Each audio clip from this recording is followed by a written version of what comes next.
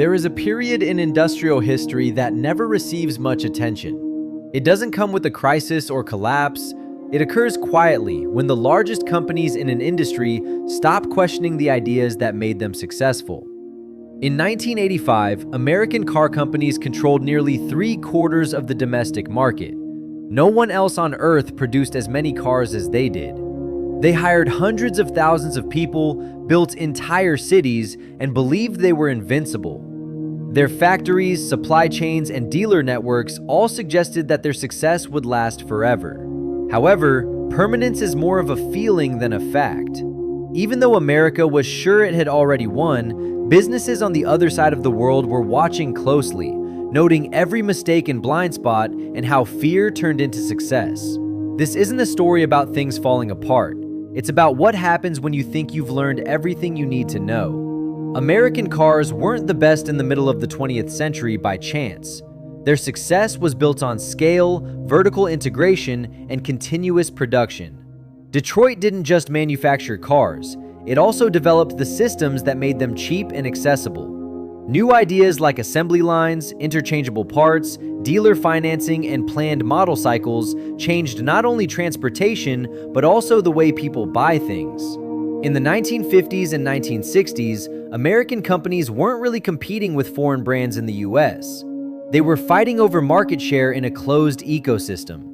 The question wasn't whether Americans would buy US-made cars, but rather what kind of American car they would buy. This level of control fosters certain behaviors within an organization.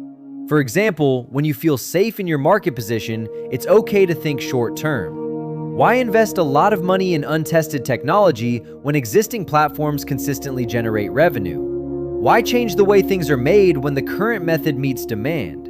Why worry about how much gas a car uses when gas is cheap and people like big cars? These aren't dumb questions. The answers made sense based on what was known at the time and how these companies operated. However, these answers only worked in a world that didn't change. However, the world wasn't always the same. The way the company operated during this period reflected these beliefs. Decisions took a long time to make it through all the levels of management. Rather than rethinking things completely, engineering teams worked on small changes to existing platforms. Marketing placed a greater emphasis on style and power than on reliability or efficiency. Developing skills over the course of 10 years was less important than quarterly earnings. Union contracts established cost structures that hindered flexibility. Dealer networks became powerful groups that resisted change. People weren't dumb, so none of this happened. It happened because the system rewarded actions that had worked in the past. And there was no immediate crisis that caused people to rethink things. Meanwhile, South Korea, on the other side of the Pacific, was not heavily involved in manufacturing cars for the global market. In the 1970s, Korean companies assembled cars under license. They slowly built up their technical skills, learning how to produce what American and Japanese companies had already mastered. People didn't know who they were. They had no distribution networks outside of their home market. They had no reputation for good work.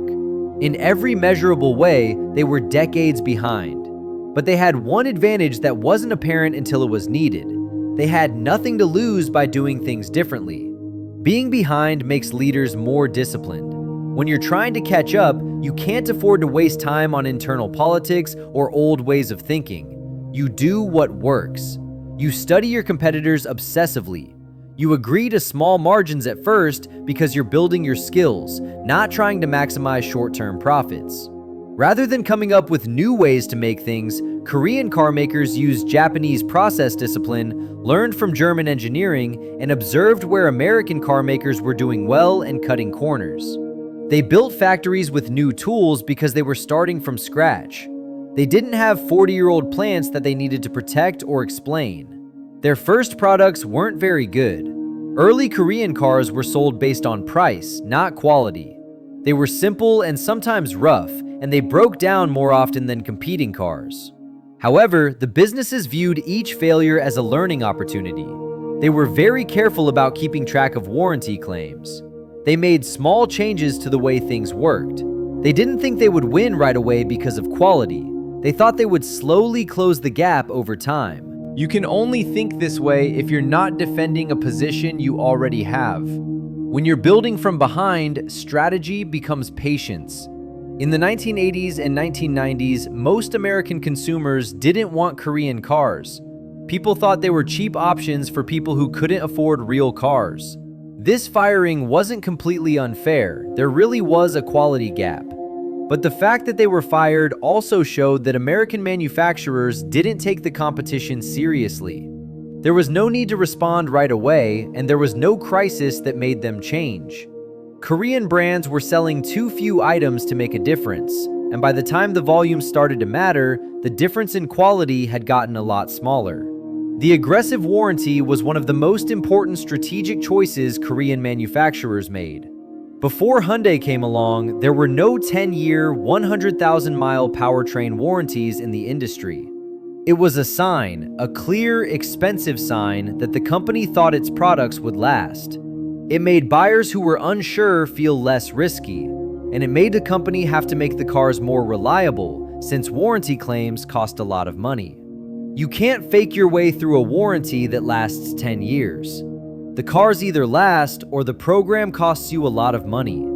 The program not going bankrupt told the market something important. These companies really cared about quality. During this time, American manufacturers missed a lot of important signals. The first fuel crisis in the 1970s should have made people more aware of how important it is to be efficient. It was thought of as a short-term problem. When gas prices went down, people wanted bigger cars again, and manufacturers followed that trend instead of making powertrains that would last for a long time.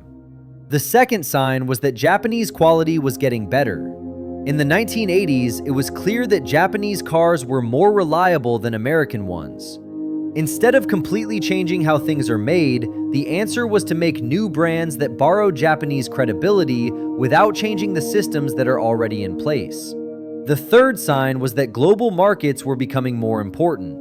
American companies still focused a lot on North America, but Korean and Japanese companies were working on building global distribution and learning how to serve markets with different tastes. Every missed signal made things worse. If you don't listen to early warnings, the changes you need to make later will hurt more. By the 2000s, American manufacturers were at a structural disadvantage. They had higher labor costs because of old contracts. They had older plants that didn't work as well. They thought of the brand in a certain way because of years of problems with quality. At the same time that gas prices went up and people changed their minds about what they wanted, they had a lot of trucks and SUVs in their product lines. These problems didn't start in 2008, they were already there. Companies that had been using financial engineering to deal with decline instead of improving operations suddenly had no options left. Korean companies used this time wisely. They didn't brag, they didn't raise prices too much. They kept getting more and more trustworthy. They paid for big sports events. They put money into design. They added new types of models to their lineups that they had never sold before. They hired skilled designers from European companies. Their goal was to make cars that were not only cheap, but also very desirable. And most importantly, they kept their promises about reliability. Every year that went by without major recalls, every reliability survey that showed improvement, and every long-term ownership experience that exceeded expectations all added up to something more valuable than marketing could buy: trust. It wasn't just that Korean companies were newer that gave them structural advantages. They were about how quickly decisions could be made. When management wanted to move to a new platform or enter a new market, it only took a few months to make a decision. There were fewer layers, committees, and entrenched interests to deal with. This doesn't mean the choices were always right, but it did mean they could make changes more quickly. They could react to changes in the market more quickly. They could take risks that big, bureaucratic groups have a hard time taking. A smaller business can put all of its money on a new direction. A huge company with hundreds of thousands of workers and retirees can't take those risks as easily. There is also a psychological aspect. It's hard to accept that you need to learn from smaller competitors when you've been in charge for so long. Pride isn't just a feeling, it's also a way of doing things.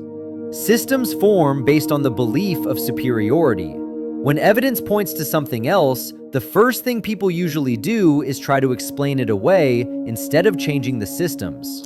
For years, American manufacturers argued that quality metrics were unfair, that Korean success was driven by currency manipulation or government subsidies, and that American consumers would eventually return to the brands they already trusted. Some of these arguments had merit, but they also gave companies a convenient reason to avoid addressing deeper capability gaps. There was no sudden shift in how people saw the market. Change accumulated slowly. A family bought a Korean car because it was cheap and disposable. 5 years later, it was still running well. They mentioned it to friends. When those friends shopped for their next car, Korean brands came to mind. Similar experiences repeated, and over time, the stigma faded. By the 2000s, Korean cars weren't just acceptable, they were better than most competitors in many respects. Design became distinctive, interiors improved, technology matched or exceeded rivals, reliability was strong, and prices remained high. The value proposition became clear. This pattern appears across many industries. Dominant players optimize for current conditions because those conditions reward them. New entrants must prepare for future conditions because the present offers them little advantage. When the world shifts toward that future, the balance changes. Established firms carry legacy costs, entrenched habits, and rigid systems that are difficult to abandon. New companies operate with newer infrastructure, lower costs, and cultures focused on adaptation rather than protection. For incumbents, the logical short-term choice is often to defend what already works. In the 1990s, proposing major investments in fuel-efficient platforms while SUVs were highly profitable was a career risk inside American companies.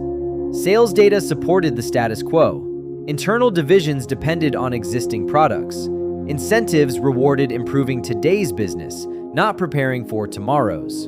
Most of the time, that logic holds, until conditions change. When fuel prices rise, quality expectations shift, or competitors close capability gaps, companies optimized for yesterday struggle to respond. Korean manufacturers benefited from discipline, but also from American complacency. They could have competed only on price. Instead, they invested in capabilities that hurt short-term profits, but built long-term strength.